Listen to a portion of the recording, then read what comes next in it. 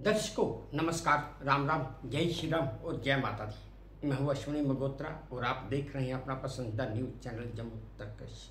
रोजाना की तरह सुबह का वक्त और कुछ चुनिंदा खबरें। तो चलिए दर्शकों, पहले कुछ मुख्य खबरें सुन लेते हैं, उसके बाद विस्तार से सुनेंगे। भारत का एक ऐसा गाँव जहाँ पिछले 100 साल से कभी किसी ने श्राद्ध नहीं किया। कोई वक्त था जब नेपाल भारत में अपना विलय करना चाहता था। नेपाल के अंतरिम प्रधानमंत्री पर सहमति नहीं बन पा रही।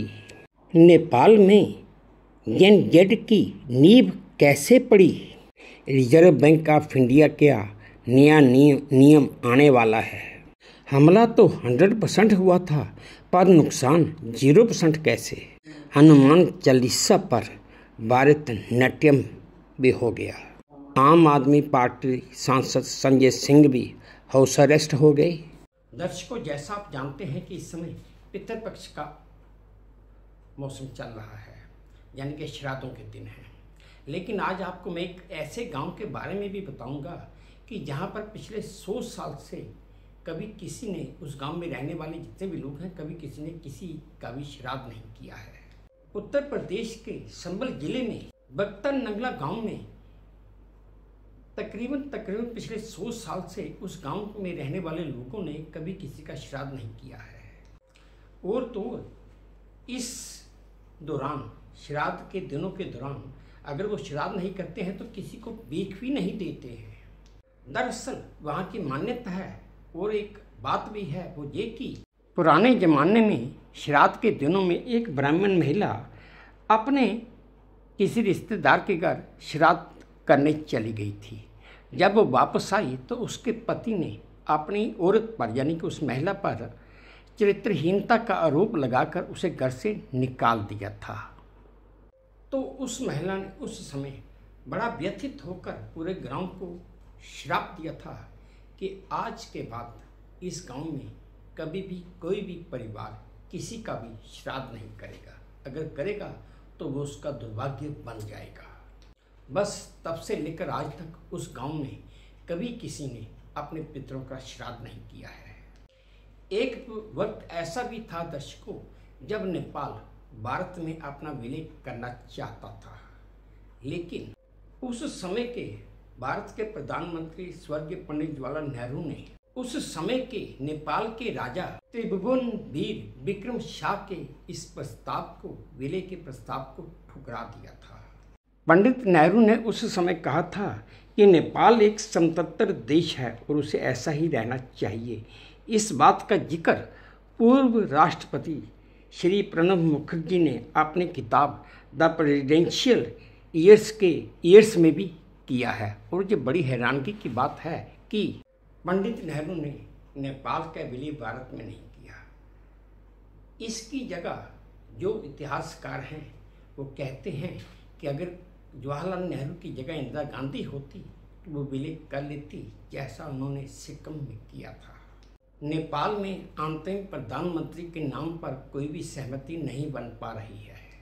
कल सेना मुख्यालय के बाहर अंतरिम प्रधानमंत्री के नाम पर सहमति न बन पाने की वजह से जेनजेड 2 गुटों में बंट गया और वो एक दूसरे को नीचे गिरा कर अच्छी तरह से पीट भी रहे हैं, हिंसक झड़पें कर रहे हैं। इनमें से एक गुट सुशीला कार्की को और दूसरा गुट काठमांडू के मेयर बालेन शाह को समर्थन दे रहा है। सुशीला कार्की को भारत का समर्थन बताकर उनका विरोध किया जा रहा है, और जबकि 50% से ज़्यादा लोग ये चाहते हैं कि सुशीला कार्की प्रधानमंत्री बने, पर दूसरा गुट ये नहीं चाहता है। अब दर्शकों, सवाल ये पैदा होता है कि नेपाल में जेनजेड की नींव कैसे पड़ी? दरअसल ये नींव कोई एक ही दिन में नहीं पड़ी। ये नींव तो पिछले कई दिनों से, कई सालों से, कई महीनों से तैयार हो रही थी। कई दिनों से वहाँ के सोशल मीडिया पर यह मुद्दा भी चल रहा था कि उनके राजनेताओं का लाइफस्टाइल कैसा है, वो कितना विलासपूर्वक जीवन जीते हैं। अमर इस ट्रेंड में नेपाल के आम लोग एक्स, रेडिट, इंस्टा और फेसबुक पर राजनेताओं के साथ साथ उनके बच्चों के लेविश लाइफस्टाइल को भी बेनकाब कर रहे थे। एक वीडियो में तो राजनेताओं के बच्चों ने 3 लाख का बैग और 15 लाख की घड़ी तक पहनी हुई है और आम जनता खाने के लिए भी मर रही है। इसी कारण नेपाल में जनगणना की नींव पड़ी और ये इतना मजबूत हो गया। दर्शकों, आप ये वीडियो देखिए जो मुझे V2 न्यूज़ के सौजन्य से प्राप्त हुआ है। दर्शकों, ये है वो नेपाल के राजनेताओं के बच्चों का वीडियो जो उनकी लेविश लाइफस्टाइल दिखा रहा है। इसी लेविश लाइफस्टाइल की वजह से जनगणना ये जो वहाँ पे आंदोलन हुआ वो उग्र हो गया। उनका कहना है कि ये लोग लाइफस्टाइल ऐसा जी रहे हैं और आम जनता खाने के लिए भी मर रही है, उन्हें खाने को भी मिलता ही नहीं है। दर्शकों, रिजर्व बैंक ऑफ इंडिया बड़ी जल्द ही एक नया नियम लाने वाला है। जैसा कि आप सब लोग जानते हैं कि हम कई बैंकों से हम कंज्यूमर लोन वगैरह लेते हैं। हाउसिंग लोन की बात नहीं कर रहा, मैं कंज्यूमर लोन की बात कर रहा हूँ। कंज्यूमर लोन मीन्स कई बार हम फ्रिज खरीदते हैं, टीवी खरीदते हैं, मोबाइल फ़ोन वगैरह ऐसी चीज़ें खरीदते हैं, उसके लिए हम बैंक से लोन लेते हैं। मोबाइल फ़ोन के लिए जब हम लोन लेते हैं तो कई लोग वो लोन लौटाते ही नहीं हैं।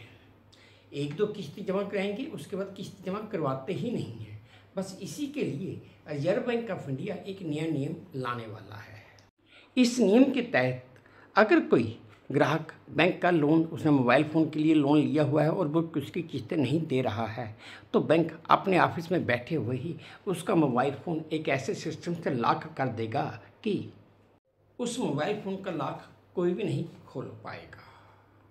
बैंक का ये नियम सिर्फ इस वजह से आ रहा है कि बैंकों का जो पैसा फंसा हुआ है वो कम से कम निकल पाए।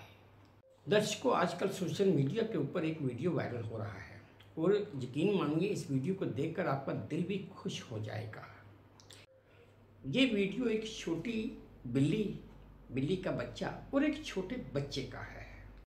छोटा बच्चा और बिल्ली का बच्चा दोनों आपस में खेल रहे हैं और एक दूसरे के ऊपर हमला भी कर रहे हैं। आप वीडियो देखेंगे तो आप सारा माजरा खुद समझ जाएंगे। वीडियो के ऊपर लोग तरह तरह के कमेंट भी कर रहे हैं। एक ने तो यहाँ तक लिख दिया कि हमला तो 100% हो रहा है पर नुकसान 0% है। दर्शकों, आप ये वीडियो देखिए जो मुझे V2 न्यूज़ के सौजन्य से प्राप्त हुआ है। दर्शकों, ये है वीडियो उस छोटी बिल्ली और बच्चे का। ये आप देख रहे हैं कि बच्चा अभी आ रहा है और ये बिल्ली का बच्चा भी आ गया। बच्चा कैसे उसे थप्पड़ लगा रहा है, दोनों मतलब मस्ती कर रहे हैं। इस वीडियो की एक्चुअल आवाज़ में एक म्यूजिक और गाना भरा हुआ है और यूट्यूब पर कॉपीराइट की वजह से मैंने उस गाने की आवाज़ बंद की हुई है और मैं आपको खुद बोल के बता रहा हूँ। बड़ा प्यारा, और आप यकीन मानिए आप भी देख रहे हैं, आपको भी वीडियो अच्छा लग रहा होगा कि एक छोटा बच्चा और कैसे बिल्ली के बच्चे से खेल रहा है और बिल्ली का बच्चा भी कैसे उस बच्चे के साथ मज़ा ले रहा है। दोनों एक दूसरे के ऊपर हमला कर रहे हैं, 100% हमला कर रहे हैं, लेकिन नुकसान किसी को कोई नहीं पहुंचा रहा, ना बिल्ली का बच्चा और ना ही वो लड़का। है ना कितना प्यारा वीडियो, इसलिए इसका मैंने शीर्षक ये रखा, हमला तो 100% हो रहा है पर जो नुकसान है वो 0% है। अब देखिए बच्चे ने कैसे बिल्ली को उठा के पटक दिया और हर कोई हैरान है। अब बिल्ली भाग भी गई। सोशल मीडिया पर एक और वीडियो वायरल हो रहा है जिसमें कॉलेज की कुछ छात्राएं हनुमान चालीसा के ऊपर डांस कर रही हैं। बारिश हो रही है और इस बीच बारिश के बीच में ही हनुमान चालीसा के पाठ पर भरतनाट्यम ये छात्राएं कर रही हैं। ये वीडियो कर्नाटक के एक इंजीनियरिंग कॉलेज का है और यकीन मानिए दर्शकों कि आप भी जब ये वीडियो देखेंगे तो आपका दिल भी खुश हो जाएगा। आप ये वीडियो देखिए जो मुझे V2 न्यूज़ के सौजन्य से प्राप्त हुआ है। दर्शकों, ये है वो कर्नाटक इंजीनियरिंग कॉलेज की छात्राओं का वीडियो जो हनुमान चालीसा के पाठ पर भारतीय नाट्यम कर रही हैं और बारिश हो रही है और इनका डांस इतना लोकप्रिय हुआ है कि कहने को बनता नहीं है। भारत की शैली है, भरतनाट्यम डांस है, अच्छा है और ये जहाँ पर भी वो हनुमान चालीसा इन्होंने म्यूजिक के साथ गाया हुआ था, इसलिए मुझे उसकी भी आवाज़ बंद करनी पड़ गई, क्योंकि यूट्यूब पर कॉपीराइट हो जाता है। इसलिए मैं खुद ही बोल रहा हूँ। यकीन मानिए दर्शकों, आपने भी देखा ये नृत्य काफ़ी अच्छा है। आम आदमी पार्टी के राज्यसभा सांसद संजय सिंह को श्रीनगर में हाउस अरेस्ट कर लिया है। दरअसल वो जम्मू कश्मीर में आए थे कि उनके कभी सिटिंग विधायक महराज मलिक को PSA लगाकर जम्मू की कठुआ जेल में बंद कर दिया गया है। बस उसी के समर्थन में वो जम्मू कश्मीर में आए थे, लेकिन उनके आते ही उनको श्रीनगर में वो जिस गेस्ट हाउस में ठहरे, वहाँ पे उनका हाउस अरेस्ट कर लिया गया है। जम्मू कश्मीर पुलिस ने जिस गेस्ट हाउस में संजय सिंह ठहरे हुए हैं, उसके बाहर गेट पर ताला लगा दिया है।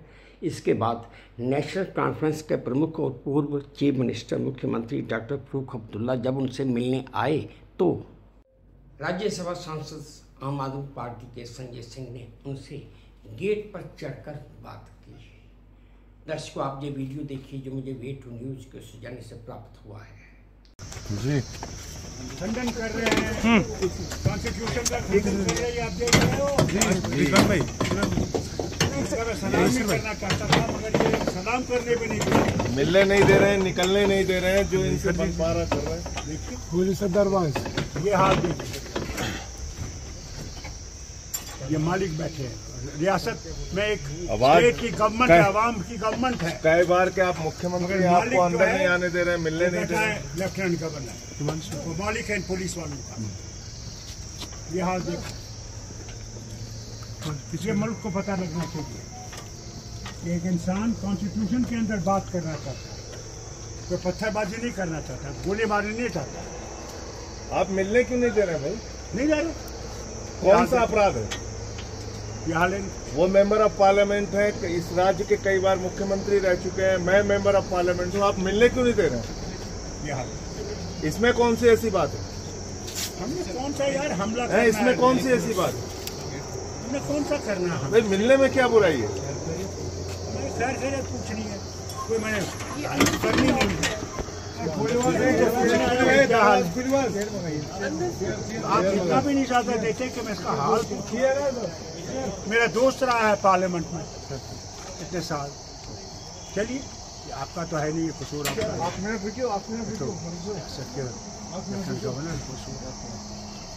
चलिए।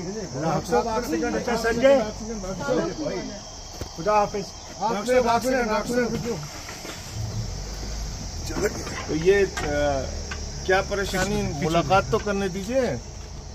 जनाब, लेफ्टिनेंट गवर्नर के ऑर्डर ऐसे हैं, मालिक वो बैठा हुआ है, हुकूमत हमारी है, मालिक वो है। ये देखिए, ये इस रियासत